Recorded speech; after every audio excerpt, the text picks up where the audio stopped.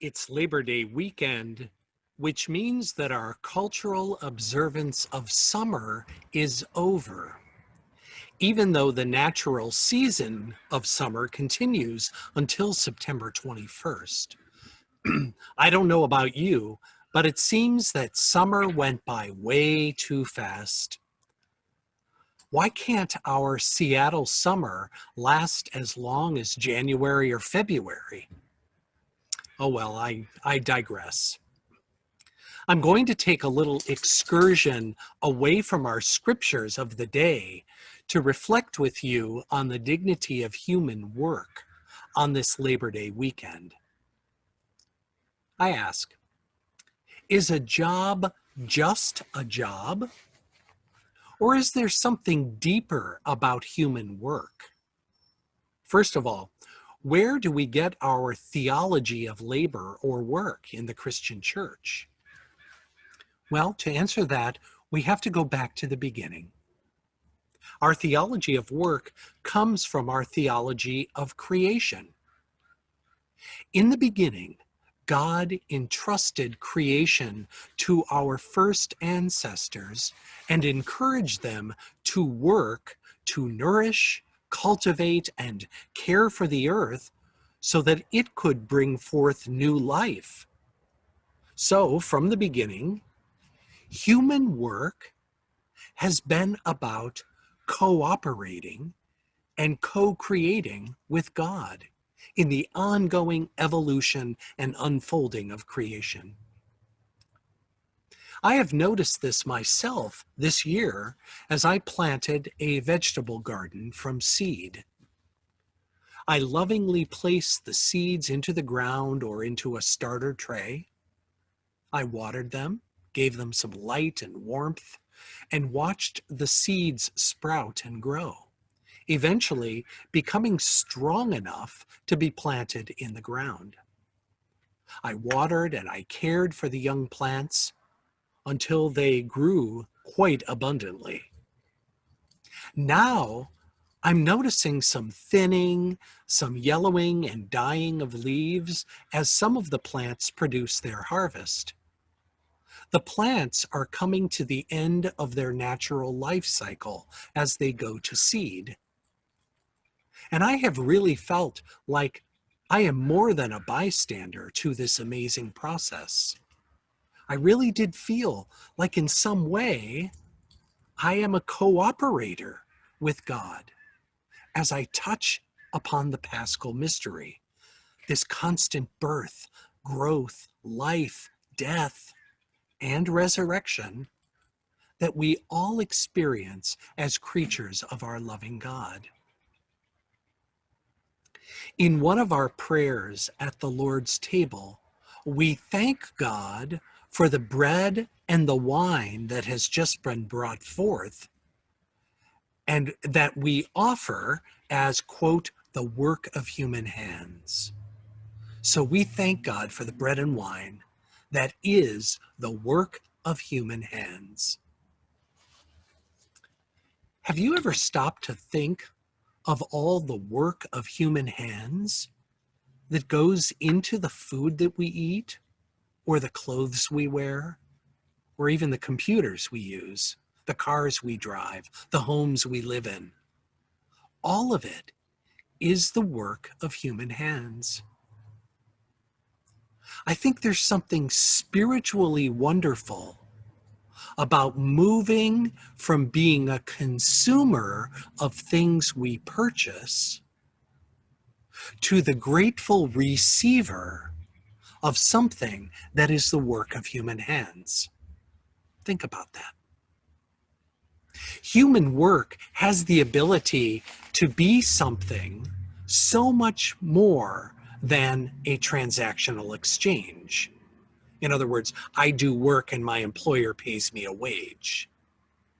Don't we all want to share in the responsibility and the creativity of the very work process? Don't we all want something of ourselves to be present in what we do or what we produce? When our creativity is smothered in a large impersonal corporation or a bureaucratic system, our work is depersonalized, cheapened, and becomes less meaningful to us.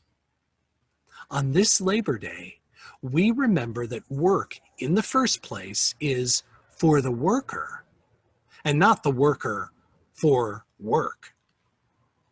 The work itself can have greater or lesser objective value, but all work should be judged by the measure of dignity it gives to the person who carries it out. At first inspection, the work of a medical doctor might be considered more important than the work of a florist. However, someone who arranges flowers, maybe owns their own business, and expresses their love and their creativity and their passion in what they produce, that might produce tons more dignity to that human being than a medical doctor whose time with patients is grossly limited and who feels oppressed by the treatment that she receives by the large healthcare corporation she works for. As Christians, we must always pay more attention to the one who works than what the worker does. And the self-realization of the human person is the measure of what is right and wrong in the workplace. Boy, I wish our labor laws reflected that. As I share these words with you, I feel great hope, but I also feel some incredible sadness. For there are many people in our world who do not experience joy or satisfaction in their work.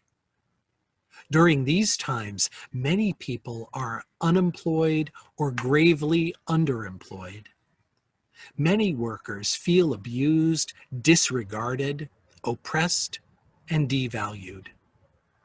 Countless people in our own country receive nowhere near a living wage. They work several part-time jobs and have no health insurance or retirement benefits. Injustice and inequity in the realm of employment are rampant. I myself look upon my work history, and I realize that I've had some good jobs and some bad jobs. Ones that I felt really excited about going to, and others I would begin dreading on Sunday afternoon because I knew I'd be back there on Monday morning. I have found deep meaning and satisfaction in some of my labor, and I have felt devalued and disregarded for what I've done. I pray that we can endeavor to ensure that all workers receive a just wage so that they can live a truly human life and so that they can fulfill their family obligations, participate fully in the life of our society, and work for the common good for all nations of the world.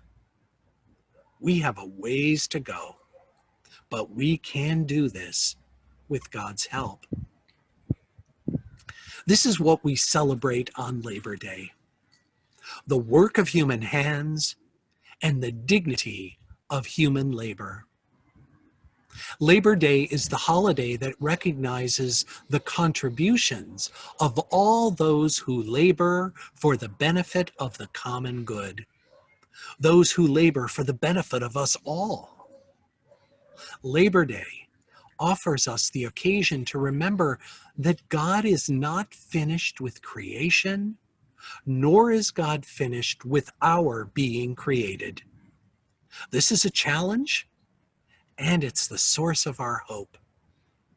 So, on this Labor Day, in the midst of a pandemic, I invite you to gratefully recognize the beauty and dignity of the work of human hands all around you, as we praise our God for our place in the wonder of creation.